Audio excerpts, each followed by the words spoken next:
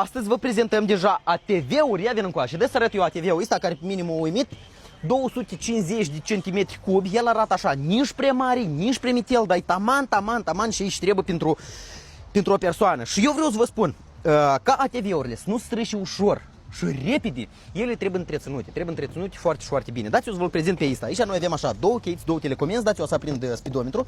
Ia vin încoace în partea asfalt și hai să vezi, ia ca el să aprinde tot frumușel. Dă-i până când să arăt aici. Aici la noi gazul, frână de mână, frâna de pișor. Ia că aici Iana, aici vitezele, bam, bam. Aici la noi este libiotcă așa de-n față.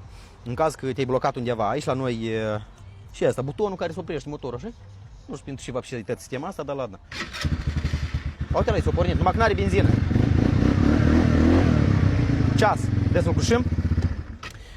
Tac, pavaroate de frumușel. Aici, avem încălzire la volan, ia veni cu așa.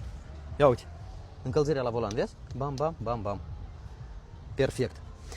Și am vrut să vă spun, aveți grijă, când cumpărați un ATV, trebuie să-l îngrijiți.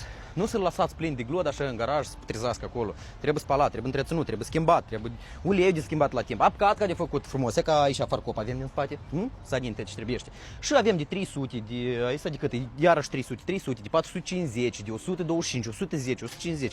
Modeluri sunt multe, prețuri diferite. Așa că vă așteptăm la Radu Promo, strada aerodromului 1, orașul Bălți, aici vezi cu ochii tăi, îl zavodești, vezi cum merge, faci un crujocic, bișa Iana pe undeva, așa pe urmă te decizi, de care ți-i trebuie. Poți să ieși cu bani cash și în credit, la noi la Radu Promo.